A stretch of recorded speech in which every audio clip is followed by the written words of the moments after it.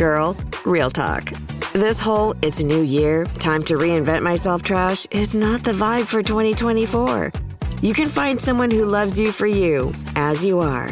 You don't need to read a stack of self-help books, only eat sad salads, or start meditating at 5 a.m. to be ready for dating. So yeah, my advice is to download Bumble and find someone who embraces you the way you are right now. Let me know how it goes.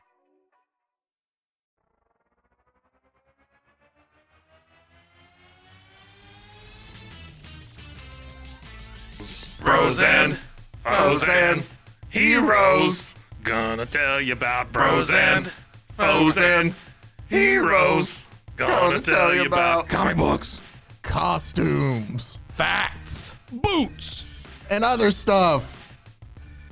In this week's issue, Romantic Comics, Volume 1.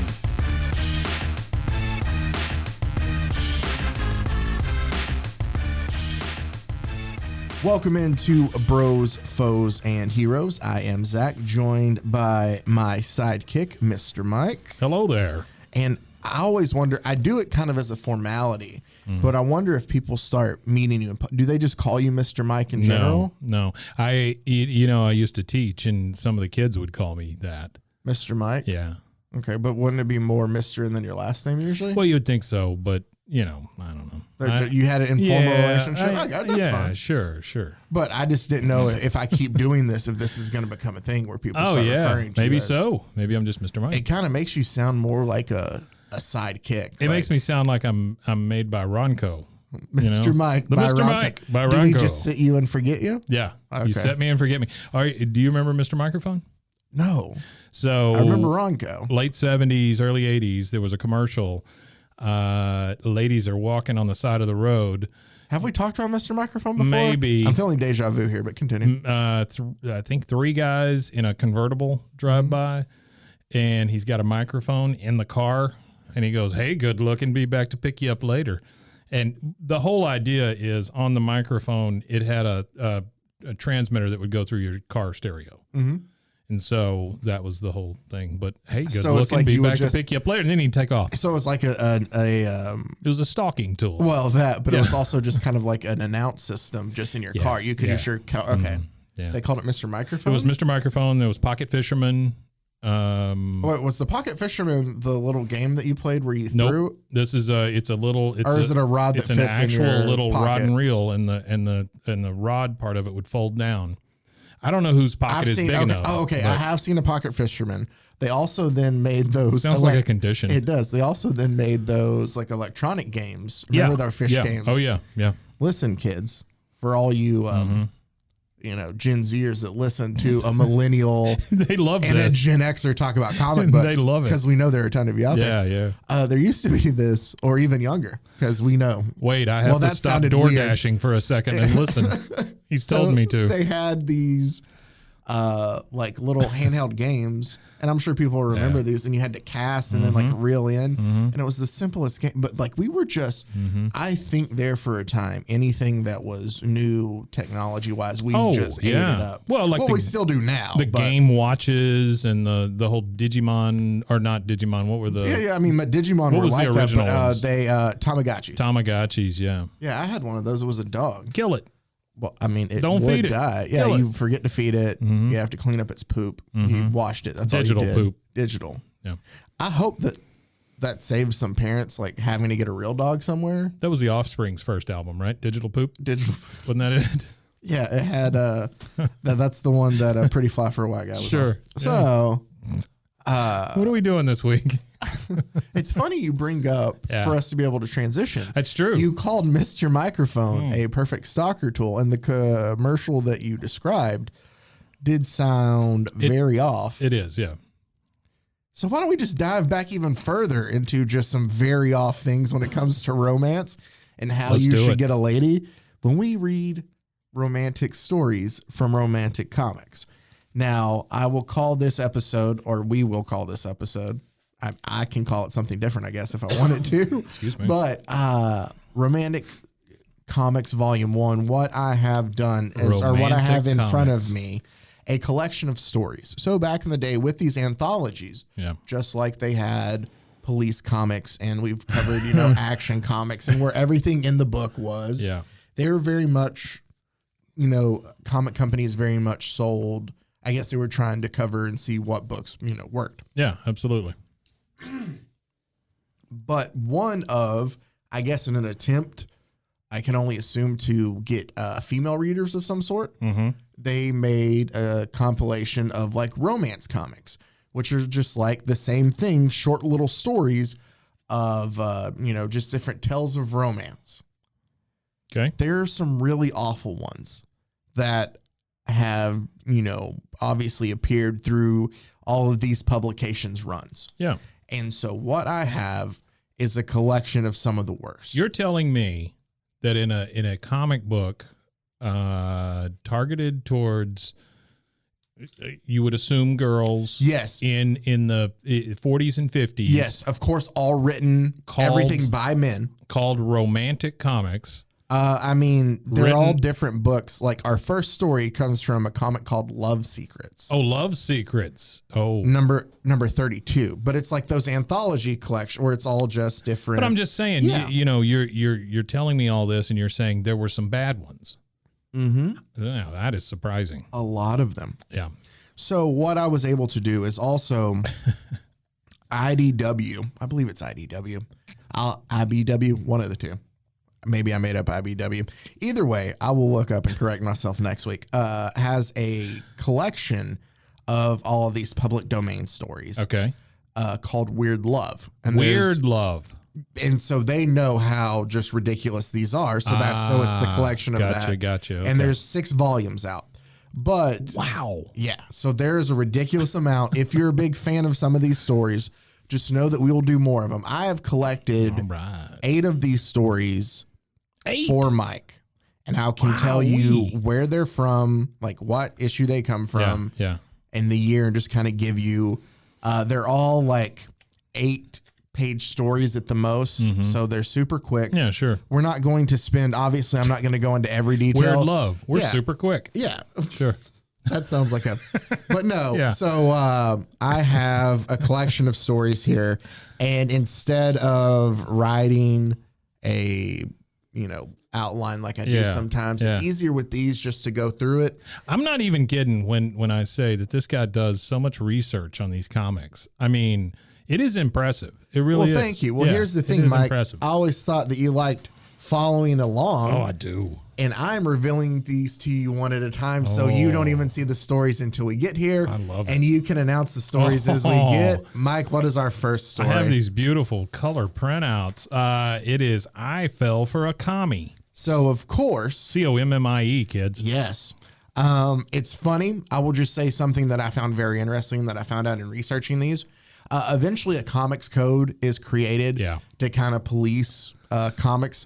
Nothing in here I feel is extremely that salacious at all. Right, sure. I'm not hunting out. I'm sure there was obviously more salacious stuff, but I'm hunting out just funny and amusing. Right. Either way, around not too long after this,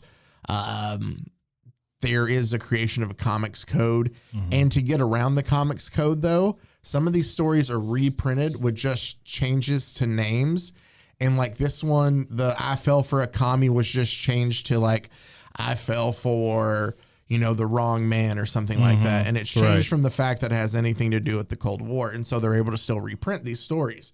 So they even just recycled these comics after the comics ethic code is passed, which is just kind of funny. I got to tell you that, to be what they are, the art is not bad at all. No, it's beautiful. None of the art in these are bad. Yeah, but it is gorgeous. Nothing. I'm not saying this to make it sound like, nothing spectacular. There's nothing obviously like your action shots. It's all just very good detail work of just scene setting. Yeah. And so it's just, everyday people in everyday settings. So what we have here. I will take one pass at this just real quick. I've just thumbed through it. Yeah. There's a lot of words. There's a lot of words in this. A lot of these where I would say, superhero stories can tell a lot of the story right. with the action on the page, which makes some of them great. I think the problem with romance comics is a lot of it is obviously told through dialogue. That's the problem with romance comics. that. Okay. Yeah. Well, no, there's one of many. Right. Sure. But that's one. So let's go ahead and dive into our first story here. All right. Basically, our main character is a woman named Gladys. And Gladys is looking for employment. Okay.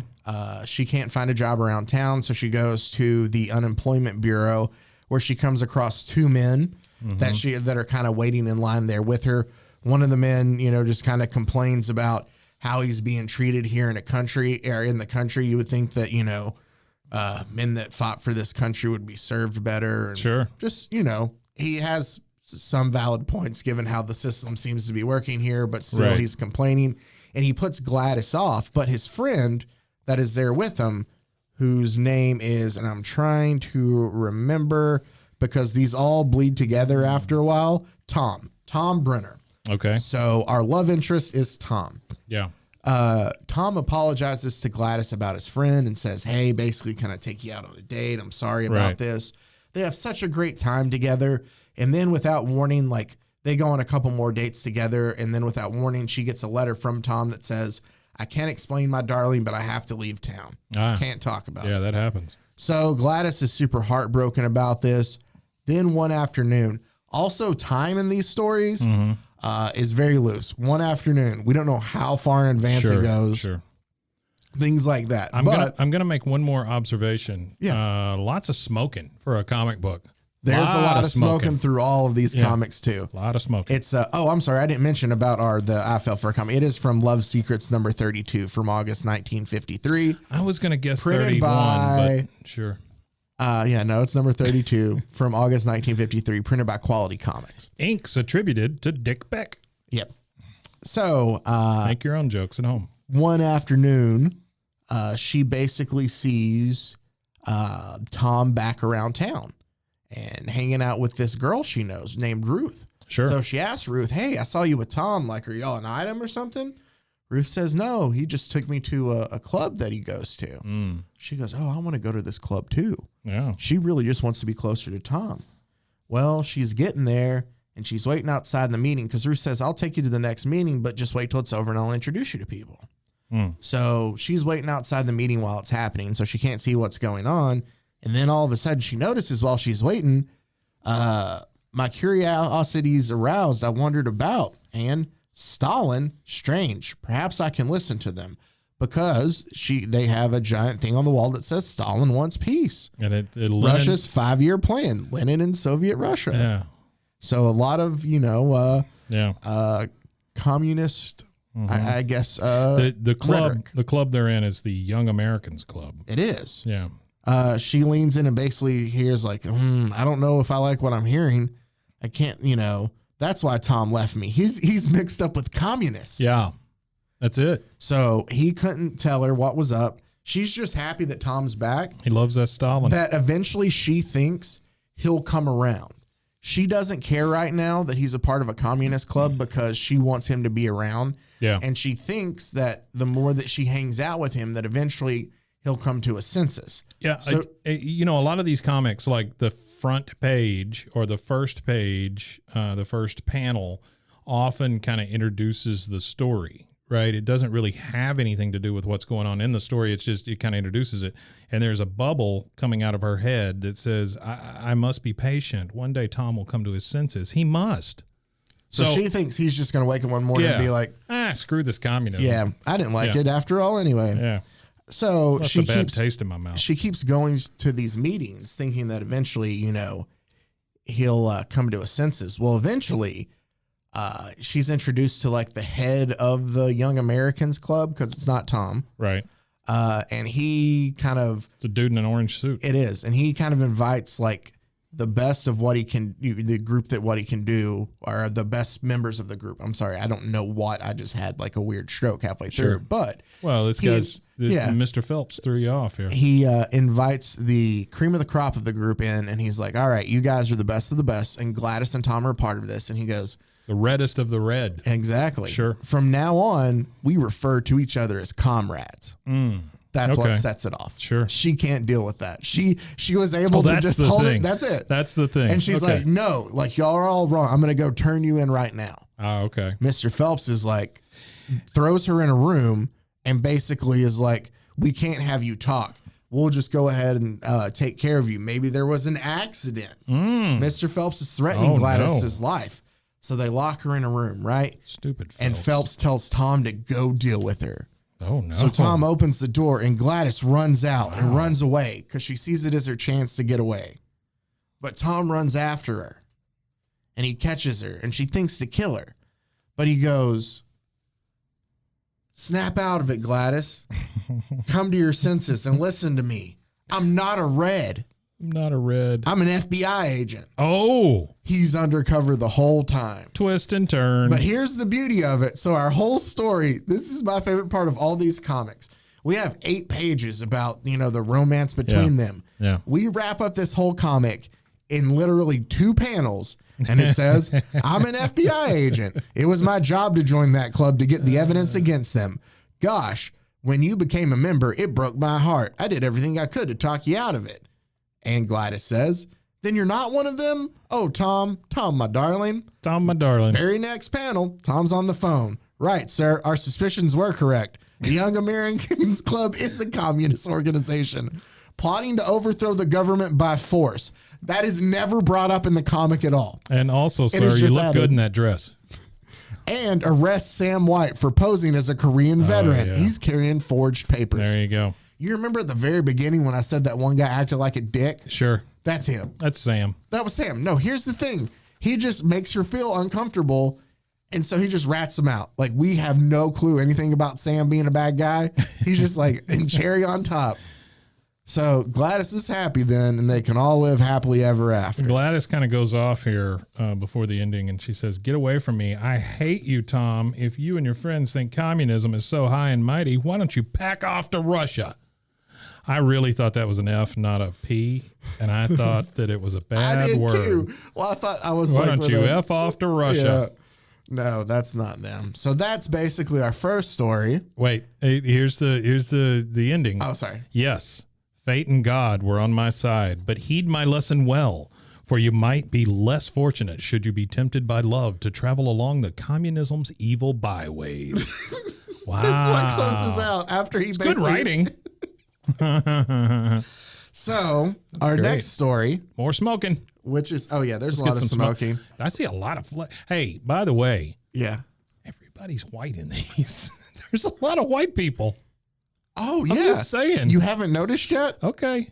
Everybody seems to be very white. This is also a sign of the times in the 50s, All right. too. Yeah, this was 1953, so that's right in the middle of the Red Scare, right? Mm-hmm. Yeah. Now, I bring you one. Here's the funny thing, though. Mike, this one is from later. This is from Just Married, issue number 57. Just Married. There was 57 issues of Just Married Yikes. from March of 1968 Oh. from Charlton Comics. That is, Charlton. Charlton. Wow. And Mike, can you please read the name of this story? You also snore, darling. Wow. Here we are, Mr. and Mrs. Sam Brennan, beginning our honeymoon in Hawaii. Perhaps you read about our wedding in today's papers. What? No, I didn't. Who read about that? I don't know. I didn't. Society editors called me Boston heiress and debutante and referred to Sam as the fantastically successful young investment counselor. What does that even mean? It's divinely perfect, but it's divinely perfect. Every bit of it, I just know we'll be happy all the rest of our lives. Then the title, You Also Snore, Darling. This one will be able to cover a lot quicker. There's not as much story in this. No shit. Yeah. Okay. This has just one of my the balls of this ending, and you'll see when I get So to it. are they in Hawaii? Yeah, so Is that they're where in at? Hawaii on Okay. it's Sam and Linda. Yeah. Is that Cheers? No, that's Sam and Diane. Sam Never and mind. Diane, yeah. So they're in Hawaii on their honeymoon, Sam and Linda, and they're having a great time. And then Linda's ready to, mark the night, I guess. It's not said in that many terms, but basically they're going to, make the honeymoon. And she's going to get ready, and he's tired, and it takes her so long to get ready. She comes back, and he's asleep. So she decides, all right, I'll just go ahead and get ready for nighttime instead. So she puts her curlers in and like her face mask on, and she wakes up, and he's now up, and he's made a toast. And she's just so upset by like, your timing's off, dude. Mm-hmm. Like you're just never great on timing. Right. So they have a drink, then she, Wait, the fixes first her time head. she comes out and she's all sexed up for him and with a flower in her hair, and he's flat ass asleep on the couch. Mm-hmm. My poor tired darling. That's what I just said. So I'm sorry. No, you're fine. So then he... I'm so enthralled by what's going on here that I got lost. I'm sorry. So then... Champagne has magic properties, my love. Yeah, so she puts her hair back down and she says, woo. And then it says, it's morning in the Hawaiian morning air. I'm assuming they did it. Yeah. So, I mean, that's just kind of... She had those sexy ass curlers on. Well, no, she took them out and fluffed her hair there up. she is. She tells him to count to 10. Yeah, for her to get ready. But so I assume something happened. Well, she goes in to kiss him in the morning, and the 5 o'clock shadow he has grown overnight, which sometimes happens. Mm-hmm. Yeah. It burns her face, like it scrapes her face, and she does not His like beard. that. So then they go out to the beach, right? Mm-hmm. And they're gonna go hang out. Oh, I should also mention while he was flat ass asleep on the couch, he was snoring. And she was like, I'll never tell him he snores. Like, that'll be our little secret. This bastard. So then they go to the beach, and while they're on a beach, this, I guess, good-looking brunette walks by, and Sam kind of, turns and checks her out a bit, and Linda's talking, and she goes, Sam, darling, I hate you. And Sam goes, yeah, sure. Like, he just ignores her. So she gets mad about that. And he's like, he's basically, for the love of Pete, turn it off, will you? Is what he tells her. She goes, you don't love me. You've been lying all along. And he's like, for the love of Pete, will you turn it off? And she's like, I'm going back to the club. She goes back and she cries. And she's like, this is awful. It burns when he kisses me in the morning. He, stares at other women. Yeah. He doesn't love me. She's just and he snores. You want to know how this happened or how this is wrapped up? And I said the balls on this ending. You ready? Mm-hmm. So I have myself a good cry. We'll both play Linda and Sam. Sure. I will dictate when I change. Okay. I myself had a good cry and wondering how I can make friends with Sam again when the door opens. And Sam says, darling, she says, I've thought of a dozen things to say, but somewhere deep down, a woman's wisdom tells me not to say those things.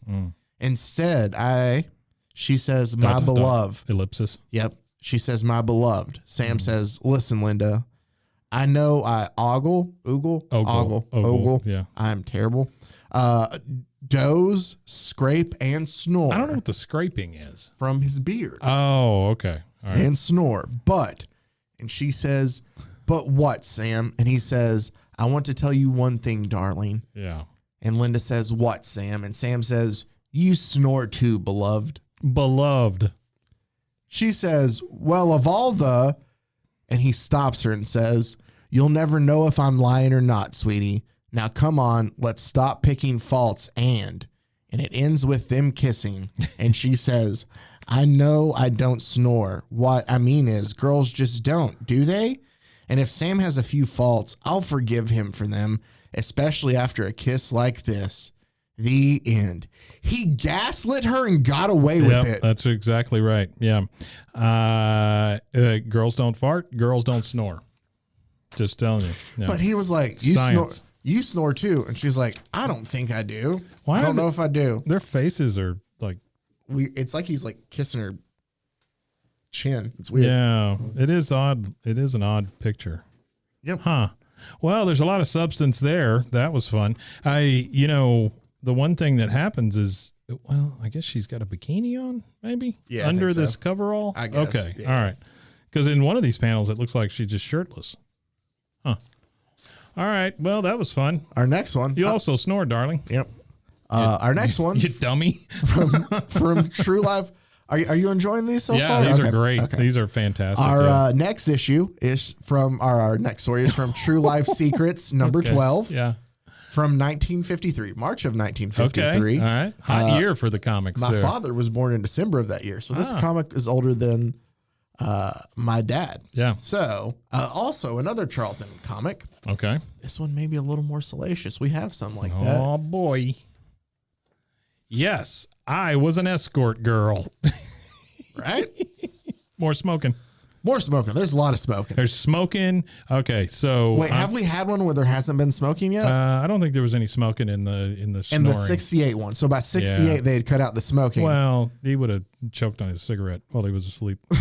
So I love this top panel. This is like, when you watch like a movie from the late 60s and they have that one scene where like somebody is walking down a street and you see the neon passing them as it's not really passing them. You know what I'm saying? That's kind of what this reminds me of. It's just her big head. Oh yeah, where it like flashes. It's like usually like signs like flash and they'll look and then it's kind of corny and it's not in a way, really but there. Yeah, I love those kind of scenes. They did that in some Tex Avery cartoons too, I think. Yeah, probably. Which, by the way, I love cartoons. Really? Like the Looney Tunes, like the really? Yeah. Like there's just something cool about like early animation. There's a line though where the cartoons turn terrible. For sure. Yeah, 60s. Is that where it is? Yeah, that's another reason I don't like the 60s. So anyway, it's just this lady's big head, and she's got what I can only assume is a Virginia Slim coming out of her mouth because it's a very skinny cigarette. She has I guess a motel room key next to her face. And then in the background, you've got 1, 2, 3, 4, 5 different guys' heads just kind of floating there. Mm-hmm. Dice, money, bubbles, and music notes. And if I recall correctly about this story, you want to know what's funny? She's living fast. I don't know. Escort girl. Okay. So you see the top two guys? Yeah. Like those two guys? Yeah. They're in the story. Uh-huh. I don't know where these other three guys really are from. The one guy on I think they appear in the background, but they're not a part of the story. The one guy on the left-hand side looks like every guy who's ever tied somebody to a railroad track. I don't know. I think he kind of looks like John Waters, maybe. He does kind of look like John Waters, but I think John Waters would tie somebody to a railroad track. That's true. Yeah. That is true. But you mean that as like a compliment, I feel like. No. Oh, okay. So... let me just get you how she got this job, because you might want to be like, oh, okay, this is gonna get. Yeah, I really want to know. Like so many girls seeking a career in the now crowded modeling field, I too was headed for disappointment. Finally, after now crowded modeling field. Yeah. How vague? I'm sorry. I get that obviously people know that they're pretty and other people are like, oh, you should model. And people are like, oh, okay, I guess. Yeah. But when they're like, I feel like she was just like, I think I'm going to model. She was just telling people. She looks like what's her face from Psycho. The original one. Jamie Lee Curtis's mom. Yeah. Mrs. Curtis. Yeah. Why can I not think of her name right now? I don't know. People are yelling at their, sorry. She was great. But after having been turned away, Janet Leigh. Janet Leigh, there you go. Good job. I knew it would hit me. All right, bye guys. Well, all right, that's the best you're getting from me. That's all you're getting. After having been turned away by many agencies, I decided to apply for a job at an escort service. Okay. I don't know. I have an issue with that. Yeah, go ahead. Yeah, like where are these people advertising? Don't know. Not explained. Do you want to know what she does as an escort? I mean, that? like, obviously, I don't feel like they're going to give you the menu. $5, $7. Oh, I thought it was $4. $7.50. She has to give you change. Yeah, old Josh. So, hey, if anybody wants to write in, I'll give you my Josh joke. I'm not saying that over the air though. It involves a bridge and making change. Yeah. So, but it's not described like what she does as an escort. If she just goes on dates with men, like it's not necessarily entailed if it's in how she escorts them. You know what I mean? Whether it's a physical capacity or just companionship. Exactly. Sure. But her interview, I just love that she's in there with a guy smoking, and he not just even goes, really an interview. It's not. She just appears there in a panel. And the guy goes, yeah, you'll do. You got the looks. The job's yours. That's how I just assume he talks, right? That's how he talks, yeah. He's got a very wrinkly suit. Yeah. Bald head. And he's smoking a cigar. Smoking a big cigar that's down to a nub. Oh, yeah. And he's still just like, he doesn't want to start a new one yet. Yeah, feet up on the desk. Yeah. Yeah. I knew I'd get the job, but I'd keep it only until I found something better.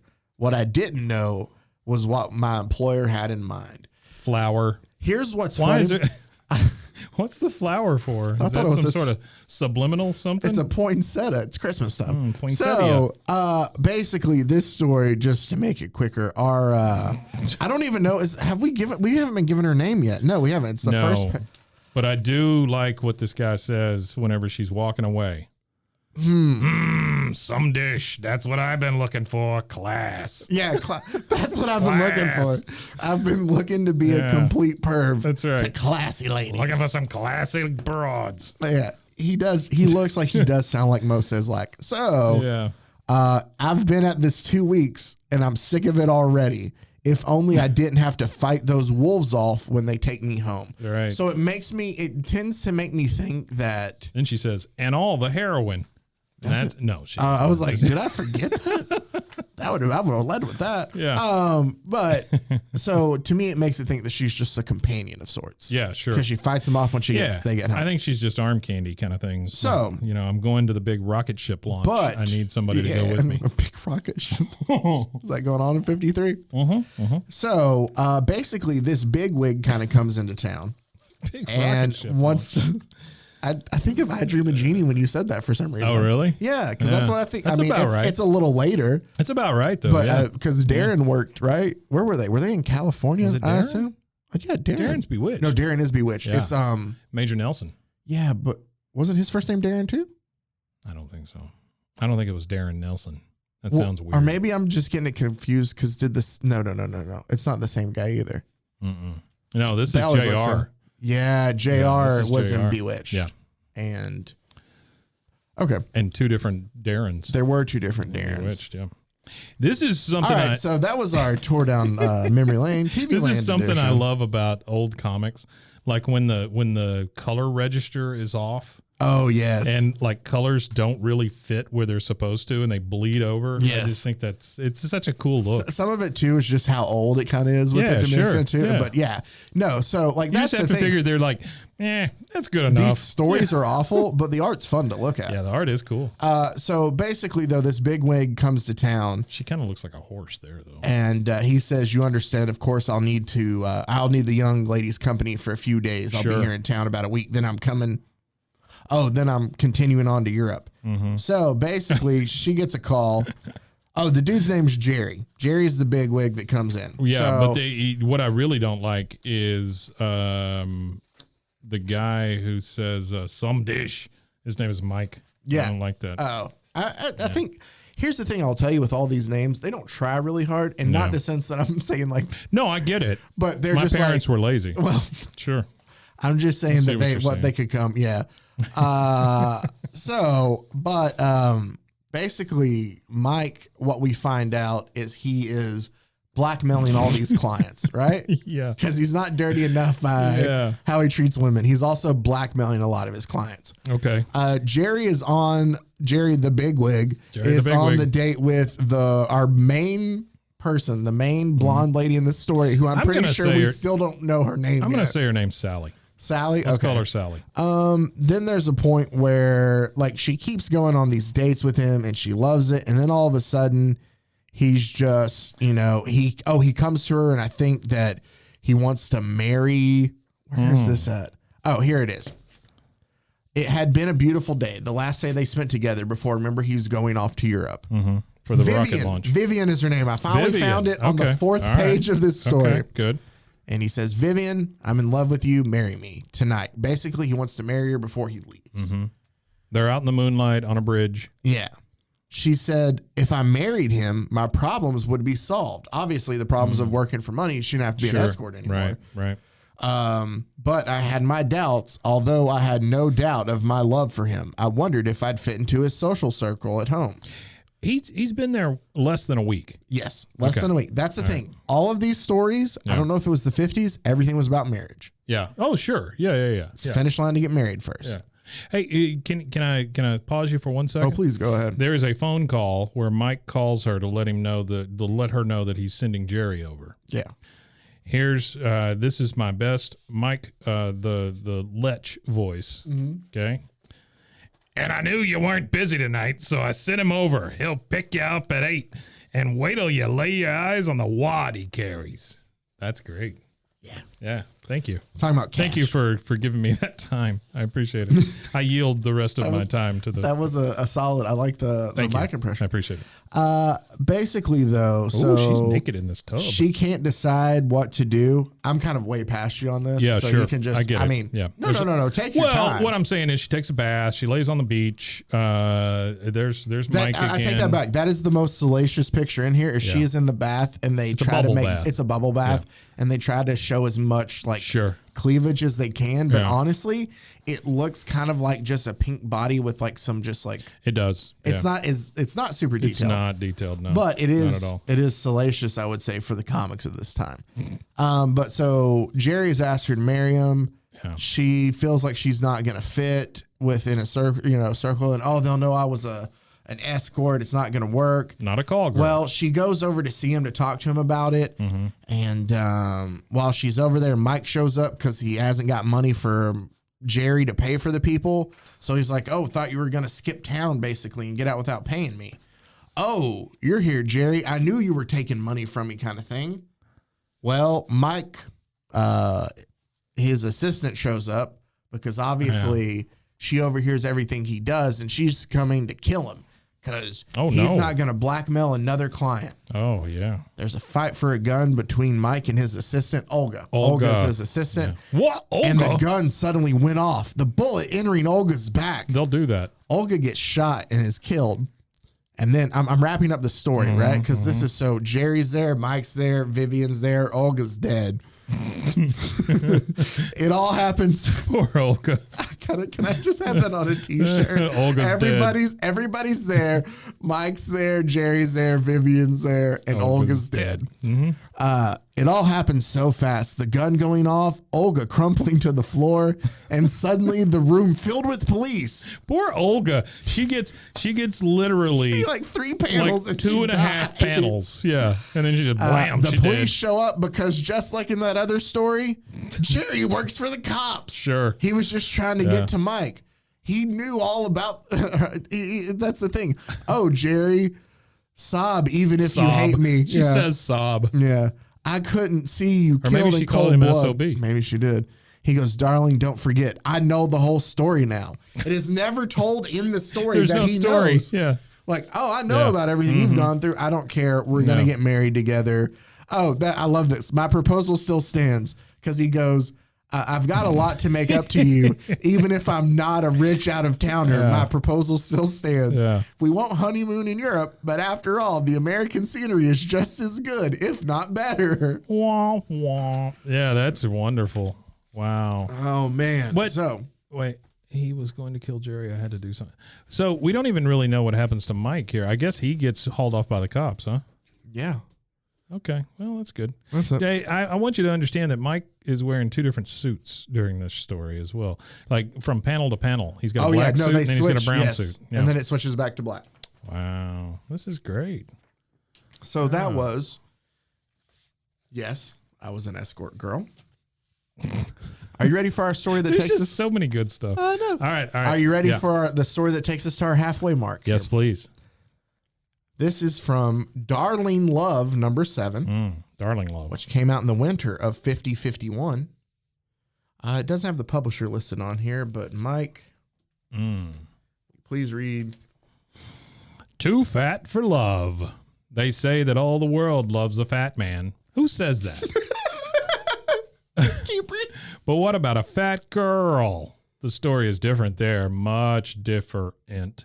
As I know so well, you see, I knew that I was too fat for love. Here's the thing: the way they draw her too is she doesn't necessarily even look like. No, it's all in her chin.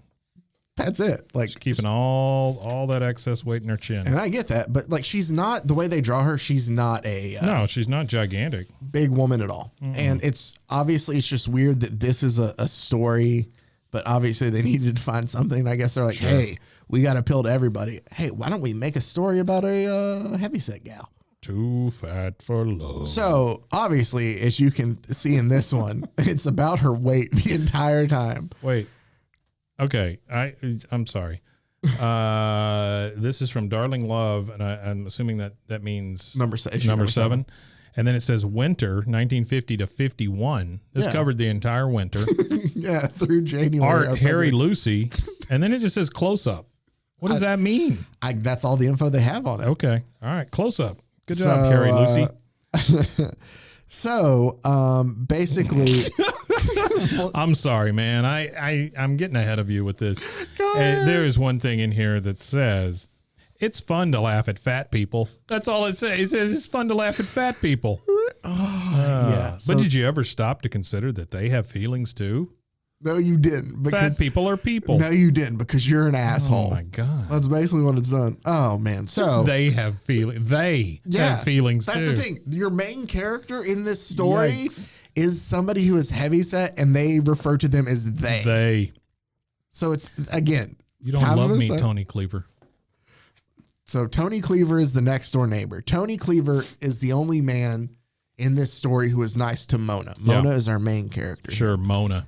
And he is always, Mona just sounds like. It sounds like a fat girl's name. Yeah. Like to quote the Breakfast Club, it's a fat girl's name, Claire. So, but Tony is the only guy who likes Mona and is nice to Mona. Yeah, sure. What part are you reading? I'm sorry. No, you're fine. There's one thing here that says, so Tommy is coming out of what I can only assume says Bible school. It says, hello, Tom. These are the girls. There's two girls. Now Tom is like a popular guy at the school here. Sure. Well, he's got a Letterman sweater on. He's coming out of Bible school, and it says the girls are just like, hello, Tommy. Hi, Tom. And then Tommy says, Joan, Betty, how's about joining me for sodas? Oh, sodas. I swear. I just got my allowance today. This guy's in his 20s. And the one girl, the blonde, says, I'd love to, Tommy, but what about Mona? Isn't she invited too? And then Tommy, living up to his sweater and coming out of Bible school, says, who, Fatso? She doesn't need any sweets. She looks like she's about to bust down. I don't want her to explode all over me. Jesus. What the hell? This one was tough to read just because of how mean they were. That's not nice, Tommy. It's Mona not. Can't help being fat. And that's the thing. So like the that's story, a compliment. That's the story. So Mona obviously has a problem. She eventually goes and sees a doctor, and the doctor's like, you might you're born like this. There's nothing you can do. Yeah. No, he's just like, there's nothing you can do. Like, you're just born like this. He goes, I don't want to give you false hopes because the chances are slim. Terrible wordplay. However, I have seen many miracles in my time. The human body has a way of taking care of itself, and yours might come around. Basically, don't worry about it. You're just going to wake up and be fine one day. Just the way it is, lady. So Mona says, I see. Well, thank you, doctor. If you could roll out of here now, that'd be great. I suppose the only thing I can do now is pray for a miracle, which I know will never happen. Like, you feel so bad for Mona reading this. Poor Mona. So then, at one point, she's in the street and guys are just heckling her. Yeah. They say, hey, look at Fatso run. She's just like an army tank. Jesus. They're so mean to this poor girl. Bet you she could roll faster than she runs, too. She's just like a ball of butter. God almighty. And then she goes home and cries to her mom, and there's just an open box of chocolates there. Yikes. Wow. It's not the greatest life going on for Mona.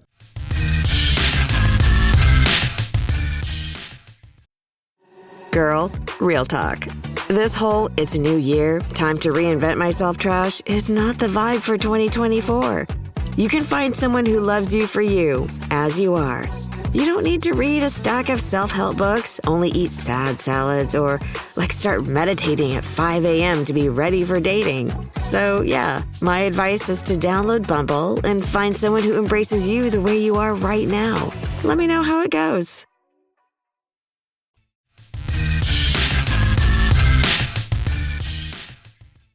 God, and that's the thing. This was so mean and so hard to read through for that.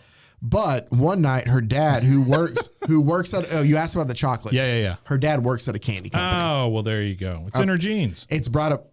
I mean, I don't know if she sticks the candy in her jeans, maybe, but it's a terrible joke. That's a good job. But one night they invite a man from the factory, over to dinner. Chocolatier. Gene Gibbs. Gene Gibbs, the chocolatier. Yeah. And he's going to Europe also. So, well, they find out Gene's there and they go for a walk. And Gene says, actually, Mona, the only reason I wanted to be invited to dinner was to see you. Your dad has a picture of you on his desk at work, and I've just fallen in love with you. Mm-hmm.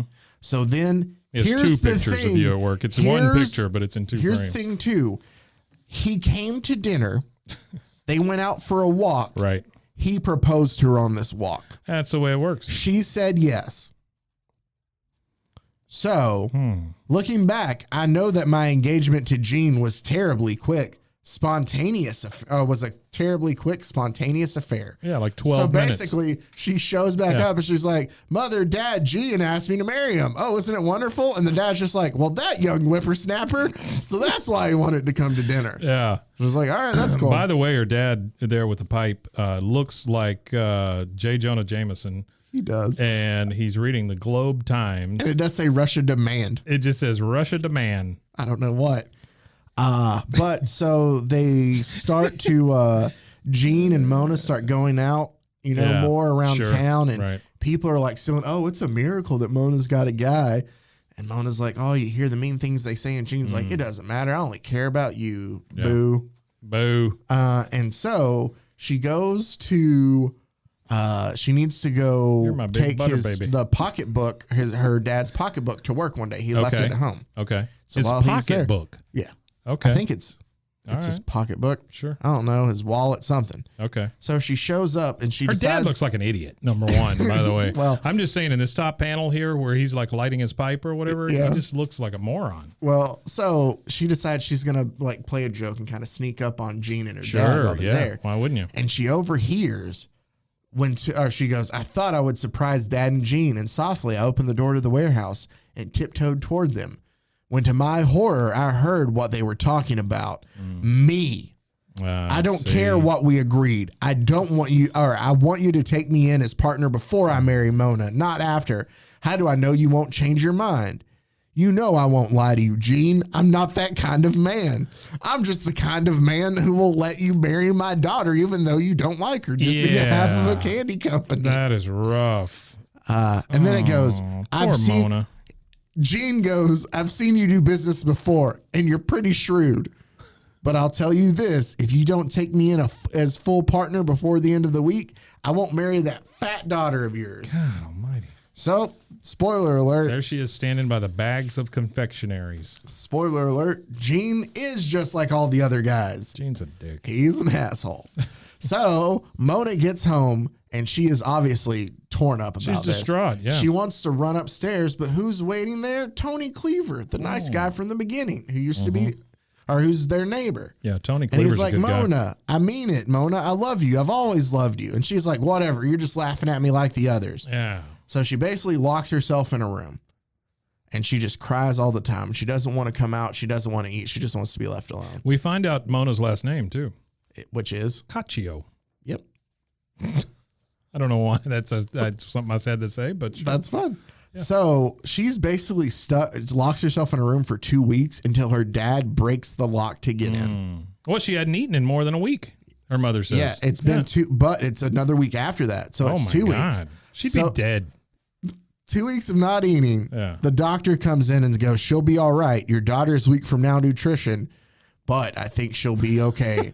That is if she takes care of herself. She's had a severe shock.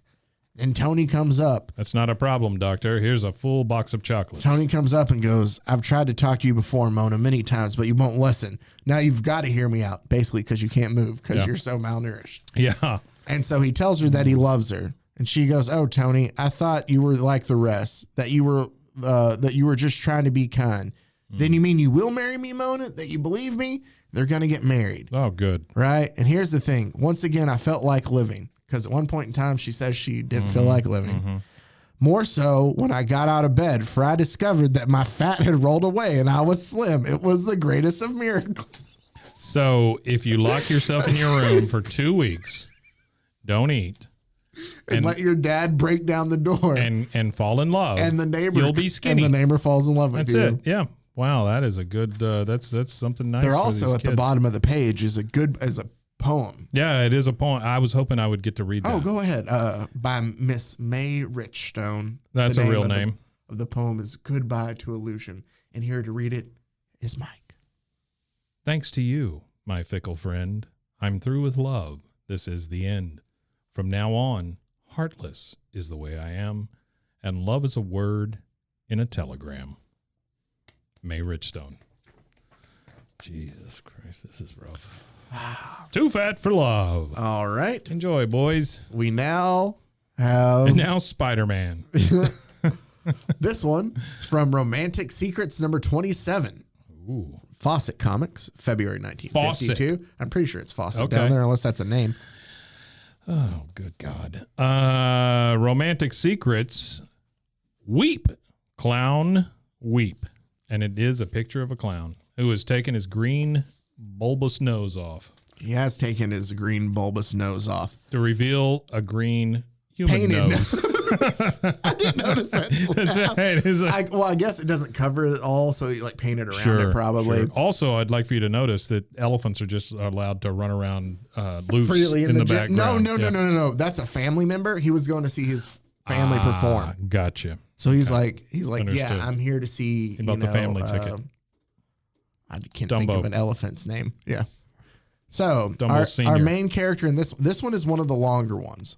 So I'm going to speed through this one quicker than the others because also it's very repetitive, and the problem it has here, which is Janie goes to work at a circus. She takes a temp job for this. She has a gun. Not yet, maybe eventually. But she takes a temp job at a circus to work for the head of PR. Because that happens. That's right. Yeah, temp jobs at circuses. It's something like that. She takes a job that she gets from a temp agent. I don't remember. Yeah. But she wants to eventually be like the head of PR kind of thing. So she works for the woman whose name is Miss Hal. Miss Hal is the head of PR for the circus. Yeah. She wants to aspire to be Miss Hal. So this is a perfect job for her. Sure.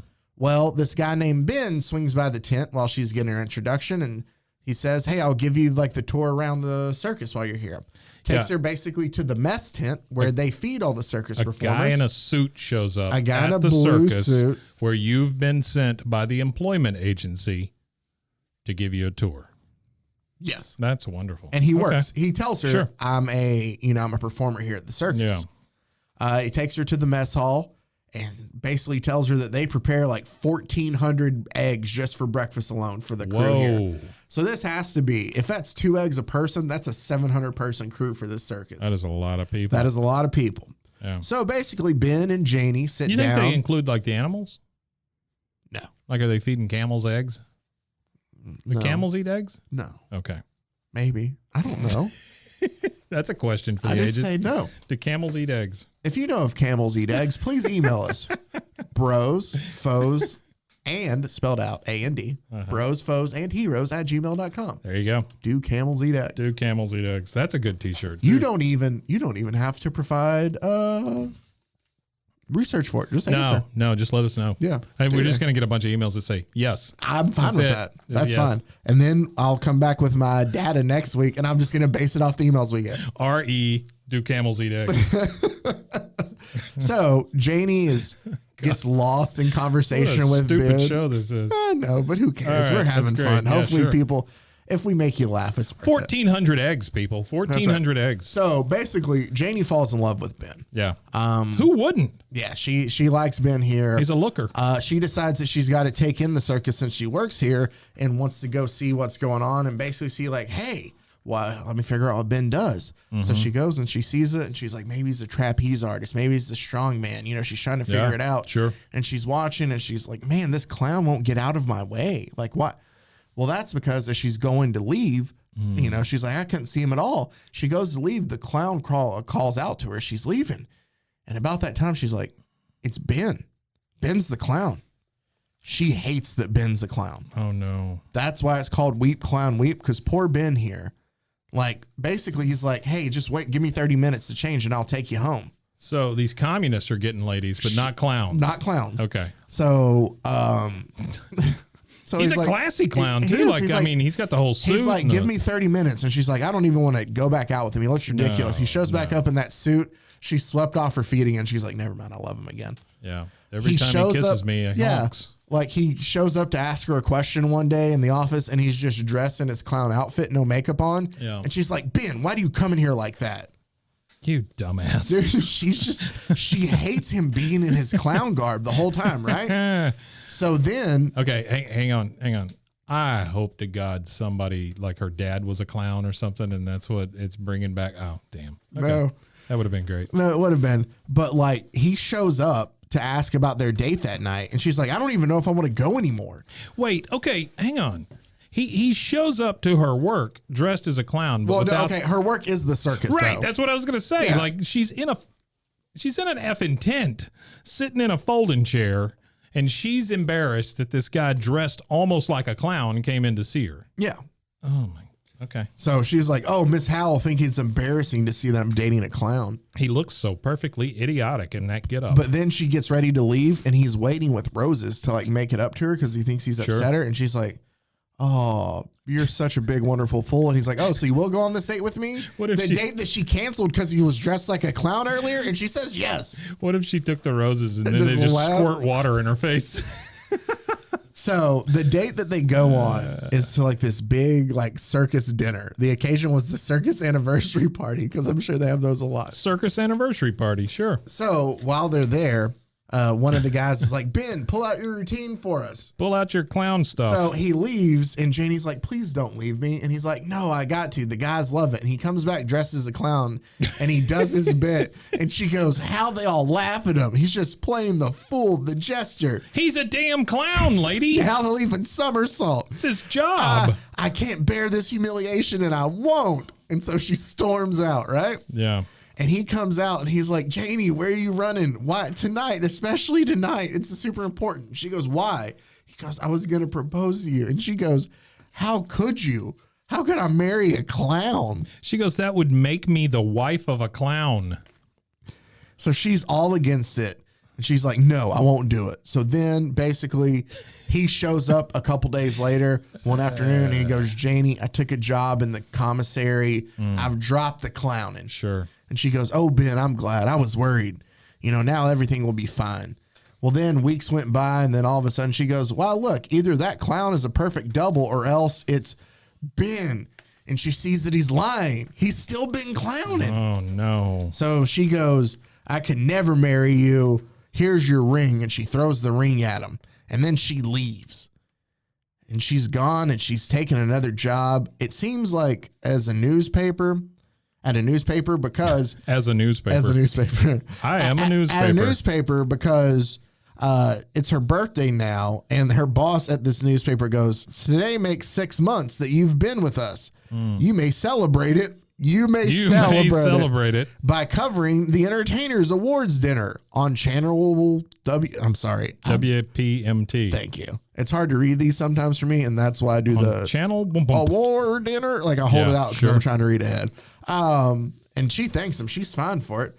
Well, she goes to the award ceremony, and while she's there, guess who wins the next award? Goes to Ben Marsh for Sensational Clown. He wins the Sensational Clown Award. He also wonderful. Gets the Humanitarian Award. What a prestigious which award. Goes to a gifted, sensitive entertainer. Sensitive. Who at benefits of all kinds has brought laughter to children and adults in the tradition of great performers. Sure. He touches the human heart, his intelligence, and the children. And talent. It leads off. And seeing him there, Janie's like, oh, man, I effed up. And she's crying. She's like, I must go to him. I must apologize and tell him how wrong I was. Yeah, sure. And how I'm unworthy of him. I've got to go to this clown. Well, who does she bump into? Miss Howell. She goes, Miss Howell, I've been trying to see him. And now Miss Howell's crying. So you've come back. I hoped you wouldn't. You see, I'm in love with Ben, too. Oh, no. I've been for a long time, but he's never saw it that way. She goes, you're in love with Ben? And then Janie goes, and I thought myself too good for a clown. Now I'm ashamed to even face him at all. Sob. I just wanted to apologize, but my apology would have meant nothing to him anyhow. Miss Hal, wait, Janie, it will mean a lot. You see, it hurts me to say it, but he still loves you. He's never forgotten. In the 6 months. He's never forgotten. 6 months. And then the next panel, then out of nowhere, a wonderful, blessed nowhere stepped Ben. He looked at me for a fleeting instant, and for once, there wasn't a trace of sadness in his eyes. Because he had rubbed it off. I wept my heart out in his arms, and his lips brushed my tears away with his kisses. And that's just how that story ends. How nice. But here again, he's not dressed as the clown at the end of this. So I'm thinking she's going to be pissed again when she sees that red nose. Maybe. Green nose. Green nose, yeah. Maybe, but that's just where we are. Wow. What a fickle individual. I'll leave you down the home stretch with these are shorter, but I feel like I've saved the best for last. Yeah. This one from First Love, issue number 13, printed by Harvey Comics, which we've talked about Harvey before. Yeah, Harvey. Mike, please. Harvey is the people who put out Richie Rich and Casper. Yep. Yeah. Also, I remember Baby Huey and they had a little girl, redhead. There was also the little devil kid, whatever that was. Satan's child or whatever. Oh, neat. This one says, how many faces passing you in the street are hungry with loneliness? How many poor human creatures like you and me are trapped into desperate measures to escape the pain of being always alone? Perhaps you'll understand better when you know my life story and why I joined a teenage sex cult. Club. No, not a sex cult club, just a sex club. Cult would have been so much better. I'm sorry. I don't know. I really thought I nailed that. And it was so good. Yeah. Well, that's fine. That fits us. It's perfect. Sex club. Here's basically what happens. The girl in this story. This says it's true. Yeah, I mean, it could be. It's so flimsy of a story that it could be. Yeah. What is our girl's name? Jerry. So Jerry Knight is in Geri. Yep, she has moved to town with her parents from a different town. She doesn't know anybody there, and she can't really fit in with anybody. One of my favorite panels from this one was the first one. She's a bit of a sad sack. Where it says, I couldn't tell them what it was like at school. Talking about, Jerry's talking about her parents.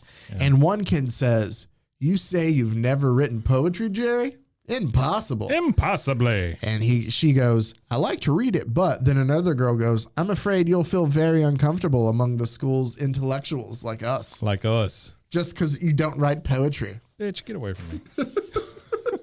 So she can't find anybody to fit in with at school. Like all the groups she doesn't fit in with. Sure. And then like the poetry kids. Yeah, the poetry kids. You know how? Well, no, it's just smart kids do poetry. You know how exclusive the poetry kids are. Yeah.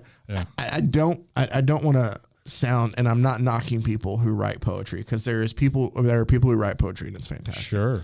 But Wink. I don't just think I don't need people who write poetry to hate me. Sure. But I just don't think that I base that on like, well, is he smart? He writes poetry. Yeah, no. Oh. No. I mean, there's a lot of things like, is he smart? He reads books. Oh, no. Yeah. Like, you know. Well, he has glasses. Oh. By that, Mike, do you write poetry? I write poetry. I am smart, and I have glasses. And you read can't books. be part of my club. Well. Or cult. So Jerry is just hanging out by a soda fountain when a guy by the name of Van Merrill, who basically works for the Flindell Gazette, which is the town they live in, and it's his job. He likes to interview every new person who moves to town. I guess he just does like a profile on him and puts it in the paper. That's wonderful. Well, he kind of likes her. She kind of likes him. Yeah. Excuse me. He's got the bow tie. And she goes, oh, yeah. She goes, that's not. So she goes, I don't get along with anybody. And he goes, that's not so hard to understand, Jerry.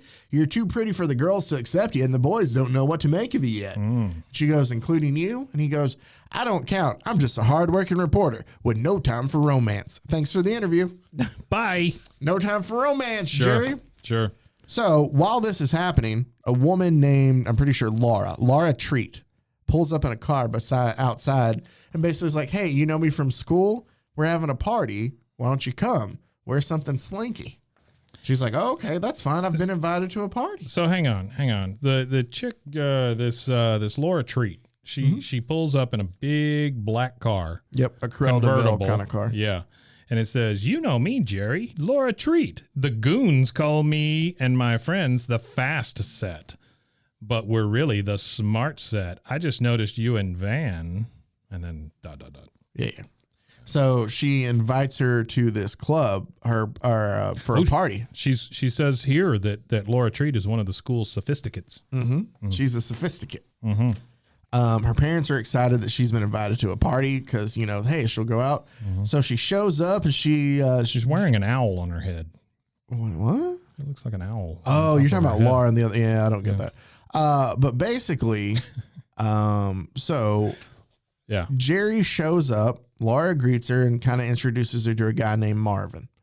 Marvin is one of our main a-hole in this story because Marvin basically like, hey, here, chick, here's my brand. Try my cigarette. She's never tried a cigarette before. Doesn't want to, seem kind of prudish. So she takes it and she's like, oh, I'm afraid this brand is awfully strong for me. She's coughing. And Marvin goes, isn't his name Marvin? Yeah. Marvin is a sleazeball. Marvin goes, oh, you'll get used to them, Mouse. He's already nicknamed her. Yeah. Mouse. It's all I supply, my babes. Babes. Let's track up. Let's track up the shellac. Don't know what that means. Shellac. I'm assuming that's dancing, right? Yeah. So then he's like pulling her close, like trying to dance. And he's like, come on, loosen up and wiggle, Jerry. Loosen up and wiggle. Loosen up and wiggle, Jerry.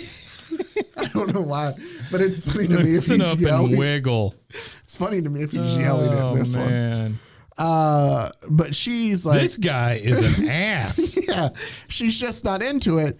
Then he's like, what you need is a drink, sweetheart. It'll make you feel you've known me all your life. He is forcing a drink down her throat. And then she goes, as soon as I choked that drink down, the most peculiar dizzy sensation came over me. Yeah, you're drunk. It was like finding my feelings suddenly. Unchained, my inhibition's gone. And she starts making out with Marvin hardcore, right? This should just be called Marvin Made Me a Teenage Alcoholic, is what this should be called. Dude, here's what's so creepy. And I wanted to be kissed, and Marvin no longer repelled me. This whole, all these stories to me are just so gross the way they, Oh, they're super gross. Oh, it's about to get worse than this one. So she's kissing Marvin, and Van shows up, right? Whole Van. And she's like, oh, no, I didn't want Van to see me like that. Like, that upsets her because she likes Van. Well, wait, just 1 second. Go ahead. There is an underlying theme here, or a weird thread going on here. Okay, go ahead. Where Van says, don't hog her, Marvin. There are other boys in the club, remember? So, number one, they're talking about sharing this girl. Jerry. Yeah, and then later... when Van he shows up, I guess, again. He says, don't let me interrupt, Miss Knight. You seem to be doing beautifully for a lonesome girl. And then old jackass says, you'll have to wait your turn, Van. I've got Jerry right now. Right now. It's very gross. That is creepy. It's very gross. This is a sex cult. And let's not forget, this was marketed to children. Sure. Hey, kids. 50s. So... basically she fights Marvin off and leaves, and Laura apologizes. She's like, hey, it won't happen again. Van's upset. He goes to his dad, who runs the reason Van has a job at the paper because his dad runs the paper and a chocolate factory. No, that was Mona's dad. Oh, sorry. So, and Van's just like, I didn't, because she talked about being lonely because she couldn't fit in with anybody. That's what the lonesome reference. Yeah. But he's like, I didn't realize she was a part of it. I liked her. I didn't think she'd be a part of this crazed teenage sex club. And he's like, well, if you don't believe it, you need to be a good investigator. Get to the bottom of it. See if she might really love this Marvin guy. Mm-hmm. So he goes back to the club. Van does. And Jerry goes back hoping to see Van again. Well, they find each other and they get there, and he's like, you're so kiss. You're so kissable, Jerry dearest. I just wigged out there for a minute. Yeah, you're so kissable, Jerry dearest. Oh, Van darling, she loves it. But Van's like, I feel like a heel, but she proved that she's a tramp. She's got to be exposed in the story I write. So he's writing a story about this sex club. Wow. Here is the worst part of the story coming up. Wait, newspaper. There's another newspaper down It there is, at the but I bottom. can't see what it says. This is the newspaper that I guess Van writes for, the Flindell Gazette. Forget About It Times or whatever. It just says. It says Korea bah, and that's what it says on the top. So- and then it says new sex club, teenage sex club exposed. Oh, it does. Yeah, that was his story. He exposed the sex club. the sex club. Now, basically, he walks her home, and she goes to kiss him. Yeah. And Jerry goes, "Oh, my darling, kiss me. Don't ever stop kissing me," because she really loves Van. And Van goes, "Kiss you? I'll let the other guys maul you all they want. Me, I'm going home to disinfect my mouth. Disinfect And then my I'm writing mouth. a story that'll expose you teenage delinquents." And then what does he do, Mike? I think he slaps her. He slaps her. Yeah. So, physical abuse as well. That's always fun. Hey, Bob Powell did a great job here. And she just goes, "Oh." Oh!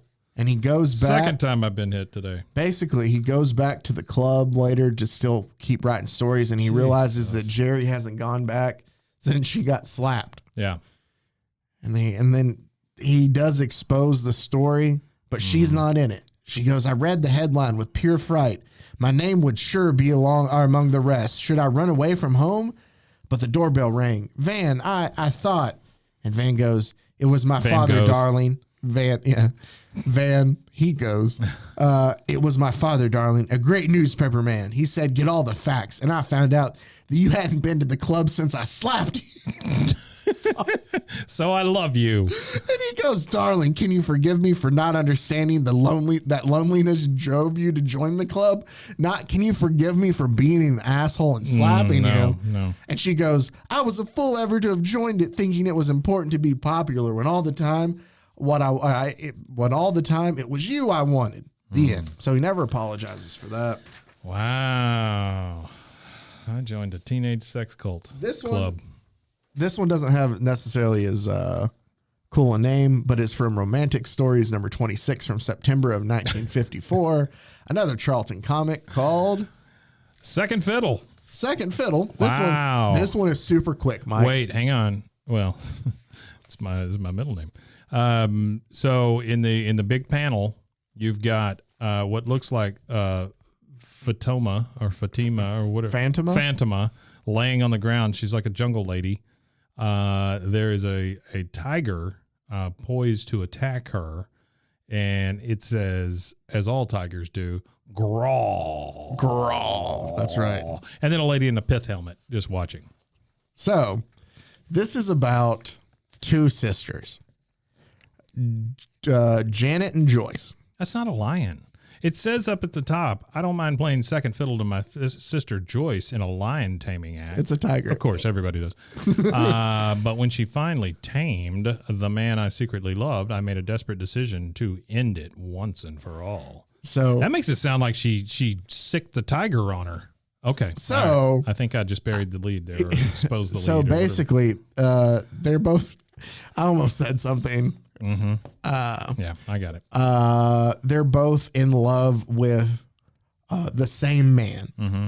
The man's name in this story is Dick. Mm-hmm. There we go. They're both in love with Dick. Ah, damn it! It still happened. So He's so big too. and a ginger. So basically, yeah, both sisters. He's got a pith helmet on the whole time. He does, It but kind of looks well. Anyway. but Joyce and Dick are in a relationship together, and Janet really wants Dick. Sure. Yeah. Uh-huh. This is going to be a thing. I'm going to have to Yeah. find a way to. All right. So, And by the way, we find out that the tiger's name is Raja. is Raja. Mm-hmm. Basically, though, Raja's acting up a little bit too much. So, Joyce wants to use a different tiger instead, or a different lion, I guess, instead, named King. Liger, whatever it is. It looks more like a lion. Plus, it's the male. Well, that one, the original one is a tiger. I mean, there's just no doubt about the fact that on the first panel, that's a tiger. It is. Yeah. But Joyce tells her sister, "Oh, Joyce is smoking. I never caught that." Oh, there you go. She Well, goes- so is Dick. That's true. That Dick is smoking. So I would call him something, but he's only referred to as Dick throughout this, Yeah. so I have nothing else to refer to him as. His father calls him But Richard. so she wants to use King, who's a male lion, because as she tells her sister, basically, I know how to handle the male animal. right? She goes, he may be just as fierce, but King is a male. Sure. And I know how to handle the male animal. Sure. She basically Joyce tells Janet to go ahead and feed them so that they're not hungry and that way a little bit more ferocious for their line act. So did the word dick not always mean that? Like that's what I've always wondered. I mean, obviously it's a name. At one point, it's not a name though. Well, I mean it's the a guy's nickname. name is Richard, right? Yes, but they don't refer to him as Richard at all in this. They Right. call him Dick throughout. Wow. I guess it'd be the same. Okay, well, let me ask this. Like, is Yeah. your full name Michael? It is. Yeah. So I call you Mike the whole time. Yeah, but that's not Mike is not another word for somebody's ass or something though, you know? I mean, maybe from this point forward, I Maybe. start referring to my anatomy as my Mike. my Mike, yeah. Well, no, that's My mic- actually you're already used for microphone. You're already short for that. My you can't mic be is specific. very itchy. Yeah. Maybe you should switch out the windscreen. So So, take a small blue pill for my mic. but she tells her to feed the lions so they're not as fierce. And That's the secret. Janet basically is like, F it. I'm not going to do that. I ain't got no meat. And during it, Joyce is attacked very severely by one of the lions. And by the way, Mike, I don't know if you've got to it yet because you brought up the fact it was a lion act that they brought up. Yeah. That looks like a panther, does it not? It does. That is a panther. So, yeah. They're just big cats. So basically, though, the lion starts attacking Joyce, and Janet has to shoot and kill the tiger. Oh no. And they have to rush her off to safety. And like she You want a good shirt? You want a good T-shirt? yeah. So long for now, kiddo. I have a luncheon date with Dick. There's your T-shirt. That's a T-shirt. So basically they rush her off to the hospital Luncheon. and they don't know like what caused it, but man, Dick and Joyce are both so thankful that Janet was there to shoot the tiger and save her. But it says, But from what I'm gleaning here, is it which one's the brunette? Janet. Janet did not give the full portion to the cats. Yes. And so she's like trying to kill her. It sister. doesn't Yeah. say till right at the end. It goes, when Yeah. we got Joyce to the hospital in time to save her life, Dick thought I was just the greatest kid sister alive. I had saved my sister's life, his fiance to be. What if he knew, or what if he were to know the real bloody truth that I was really the beast? Oh man. Well, basically, while they're there, the following day, Dick and I visited Joyce in the hospital. You just can't say it, can you? I mean, without thinking, yeah. I can't because I'm such a juvenile. So. Alrighty, folks, hurry. You can't afford to miss the greatest show on earth. See the funny clowns, see the Daredevil sisters, Joyce and Janet, tame the savage beast. That was their, but so they go visit her in the hospital. Yeah. And Dick goes, Oh, wow, I'm way behind. yeah, I'm sorry. Yeah, I'm well, sorry. what do you think of the kid sister of yours, Joyce? Isn't she the greatest? And Joyce says, thanks, Janet, for saving my life. And this to me, I don't know why, is the funniest, it's the funniest panel of the whole comic. And he goes, darling, look. And he's holding an engagement ring up to her. But her bandages, she has an eye patch on and claw marks underneath her one eye and like a bandage on her head. And she goes, what is it, Dick? I can't see too well. And I don't know why it's funny, but basically he goes, you're going to quit your animal act and marry me, sweetheart. And she goes, darling, and they Darling. kiss. And it ends with Janet going, second fiddle. That's what I'll be for the rest of my life. But I deserve it. Yeah, she's going to try to kill her sister again. No, because they're getting out of the animal act. No, I'm just saying that she ain't giving up. All right, Mike, I bring Wow, us. this one, that is a good panel, though. That's a hilarious panel. To Yeah, me. with the eye patch and the giant bandage. That's kind of a t-shirt there itself, too. Yeah, just that. What is it, Dick? I can't see too well yet. That's it. Cut Dick out of it. Cut Dick out of just that speech. That's right. Yeah.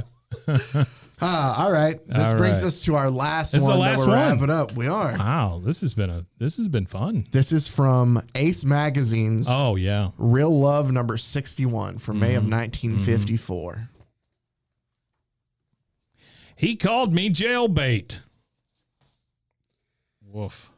So that is Jill was impatient for life and love, but she found there are things that can't be rushed. He Yeah. called me jailbait. so basically this story in a nutshell is very weird. Yeah. There's a girl, Jill, who's our main character, who nobody wants to hang out with because She stinks. she says that because I'm younger than the other girls. That's how they say it in the story. And I thought it was going to say, if anything, because like maybe I had a summer birthday or something, like some kind of weird. But no, basically she just appears younger. Okay. Because her mom makes her clothes. She doesn't wear makeup. She can't wear earrings. She has very strict parents. Yeah. Her parents work night shifts. Both work night shifts at like the car factory in town. Well, it explains it all in one little box here. It says, in spite of the fact that my mother and father both worked on night shifts at the Albright Automotive Factory, which was the big industry of our town, like they had to tell me that, they were very strict with me. So in spite of the fact that they both worked at the auto thing, they were very strict with me. How is that in spite of... She doesn't go out. Like, even though they're not home, gotcha. She does her studies because they want her to go to college. She can't listen to the radio until she's finished all her homework, stuff like that. They always made me study hard, and I was younger than the others in my class. So she doesn't just appear. She is younger.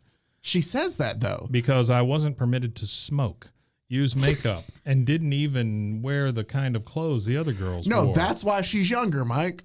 Because she couldn't smoke, wear makeup, or wear clothes. Sure, yeah. Everybody else has wrinkles. Because she's 16. She's in high school with everybody else. We know she's 16. I was always left out of things, and I had reached the point of rebellion.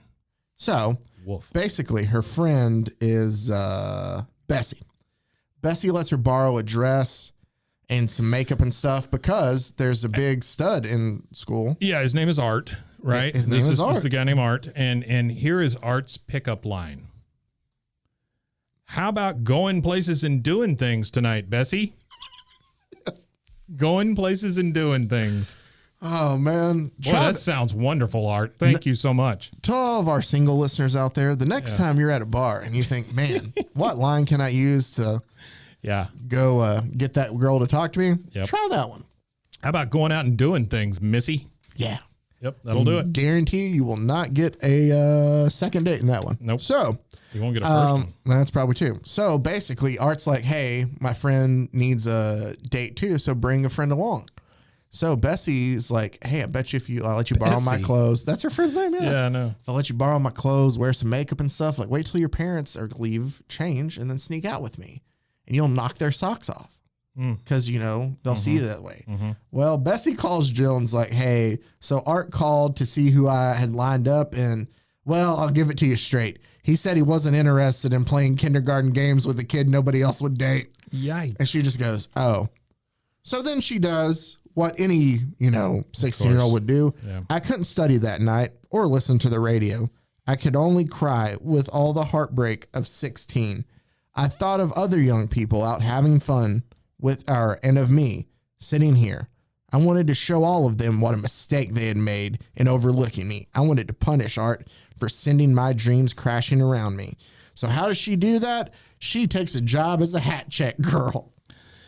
Well, it seems natural. At the time, that's where your more worldly women worked. Yes. They worked in the hat check closet. Yep.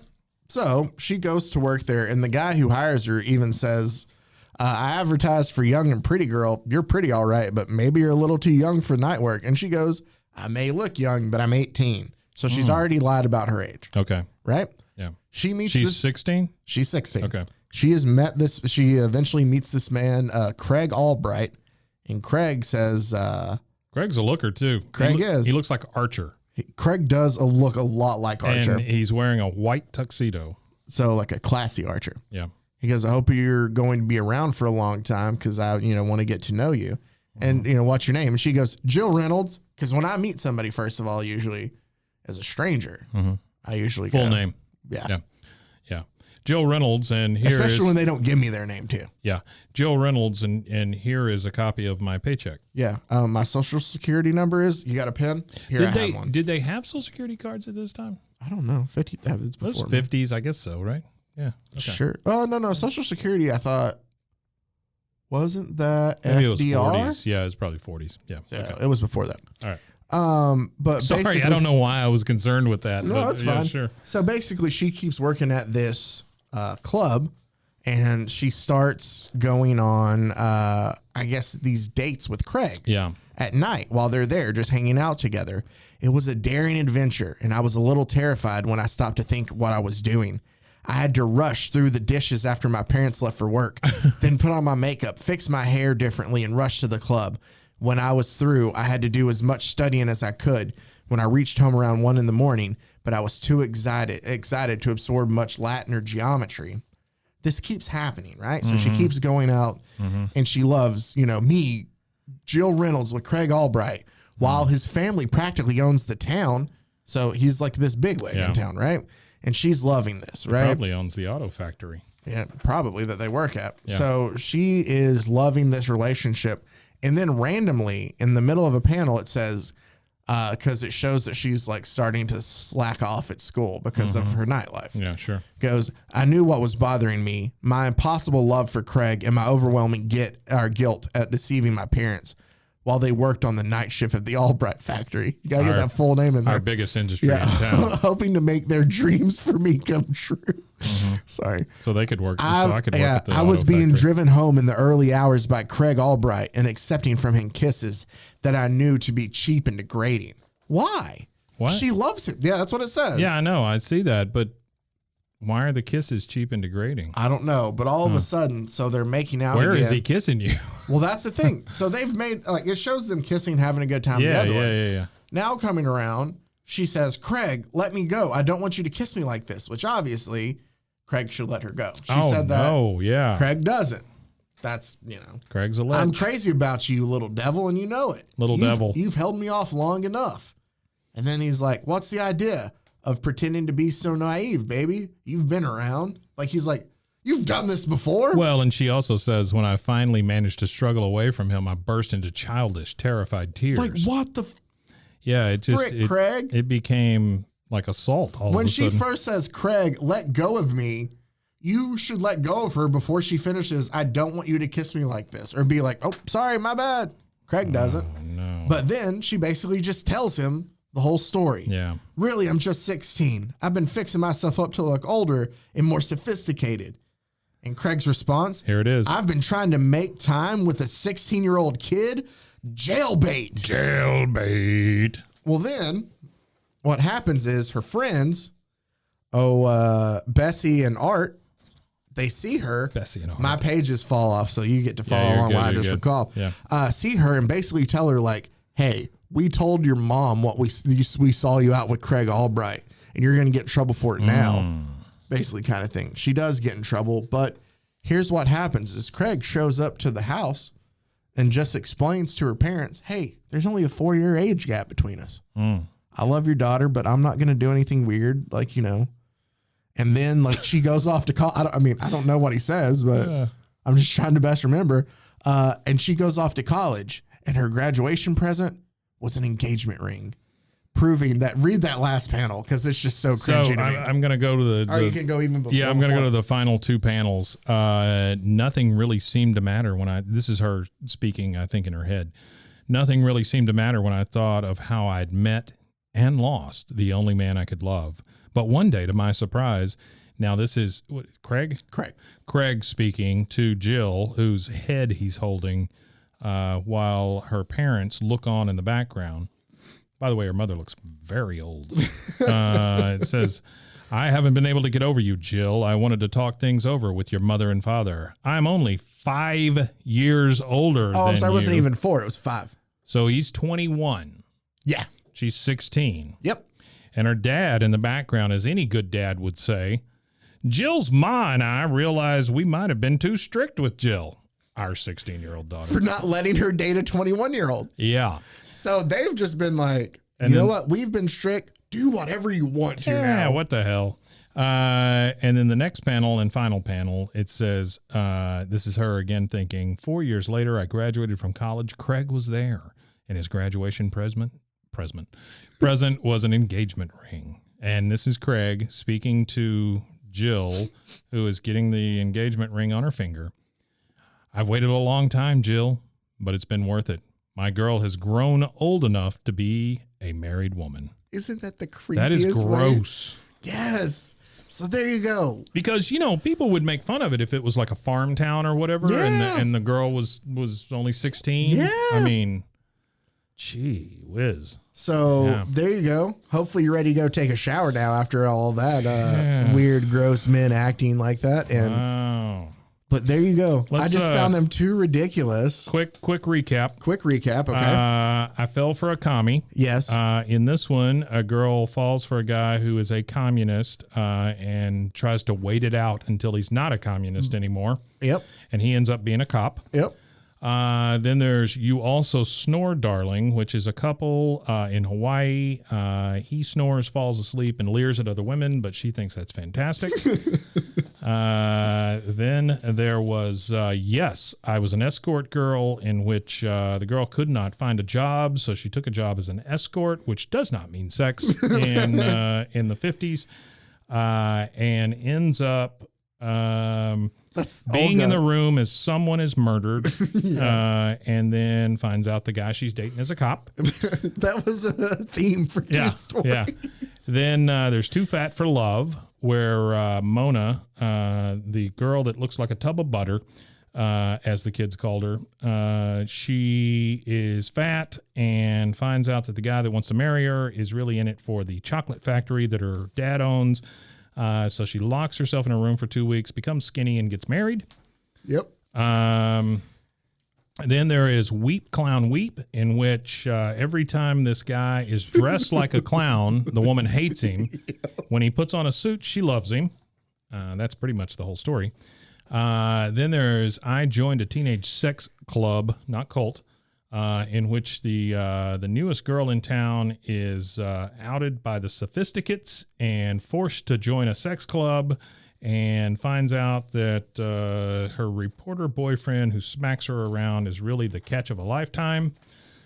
These have all been solid so far, yeah. Yeah, Second Fiddle, which two ladies who are sisters who tame tigers for some reason. Yeah, but call them lions. Yeah, they are fighting over this one guy in a pith helmet, and the one tries to kill the other one by not feeding the lion, and then she gets her eye knocked out and decides she's in love with the guy because he gives her an engagement ring, and the other lady just sobs in the corner. And then the last one, He Called Me Jailbait, in which a 16-year-old makes out with a 21-year-old who eventually tells her parents it's fine and then marries her. Yep. So there you go. After she graduates college. After she graduates college, of course, you got to have some standards. Yeah. Sure. Well, these are, I got to tell you, Zach, these are fantastic. So Real Love, yeah, Romantic Story, First Love. These are all the name of the comics. Romantic Secrets, which is a creepy name. Darling Love. That's kind of creepy too. That is kind of creepy. True Life Secrets. Yep. That one's creepy. Just Married. And then Love Secrets. A lot of secrets. So there you go. I was a clown. I'll probably do another one of these here in the future because these are great. They're just hilarious to me and so bad. I almost feel like we've been through an anthology here, right? I know, that's what I did. Is I put together our own little anthology, and that's what these episodes will do. So we'll break them out maybe every couple of months just to kind of have fun with them because they're ridiculous, and it just goes to show you how poorly things have aged from the 50s. So bad. Boy, I tell you, if you get married in Hawaii, or you go to Hawaii after being married and you fall asleep on a couch, watch out. Do not snore. No, don't snore. And then you lie to your newlywed wife and say, "Oh yeah, you snore too, bitch." And then she's just then she goes, "Well, I never." And then she's like, "I don't know, maybe he's right." Okay, yep, you just straight up gaslight your new wife. Never mind. Everything's great. Man. I love you. That's great. All right. Well, that's wonderful. So that is our love stories. Yeah. Our collection of love stories, volume 1, here on Bros, Foes, and Heroes. We got some other ridiculous stuff coming up in the future. I know I teased it with Mike before, but I don't even know what I'm going to call this one. I don't know either. That's why I just call like Love Stories Volume 1. I guess, yeah. Oh man, the beauty of it is I sent Rusty these to help out with social media. Yeah. And I go, hopefully this link works just to help him out because I knew it'd be tough. I just gave him the story names and I'd be like, oh, that'd be tough to kind of find it all. So I knew I had it, so I made it all to send to him. And I go, hopefully that works. And he goes back and he was like, Yeah, unfortunately it did. These are some weird comics, like in a weird way. And I was like, yeah. So just a very fun read through there. Speaking of Rusty, go ahead, follow us, Bros, Foes, Heroes. Yeah, please do on Instagram. Also, feel free to email us. Bros, Foes, and Heroes, all spelled out. B-R. I'm not even going to do that. Just Bros, Foes, and Heroes. Yeah, A if and you D can't figure that ampersand out, then at gmail.com. Let us know if camels eat eggs. That's right. That's right. It's the going thing. Or also, if you know of other animals that eat eggs, let us know that too. Yeah. Except dogs. I know that dogs will eat eggs. Dogs do eat eggs. Dogs love eggs. They do. They'll eat the shell and everything. Yeah. I don't know. Well, have you seen it where like you give a dog like a whole egg? I love that Dr. Seuss book.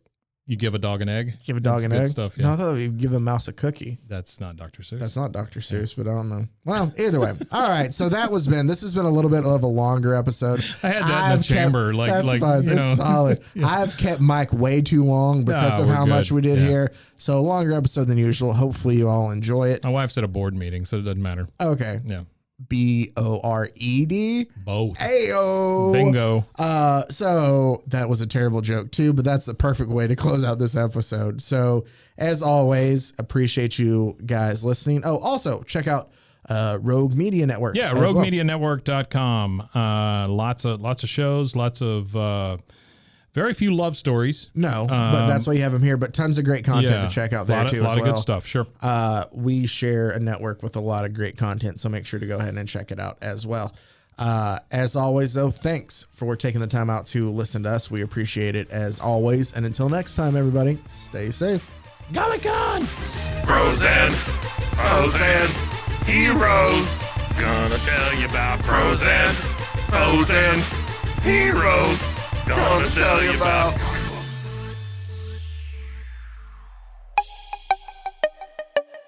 This has been a Rogue Media podcast.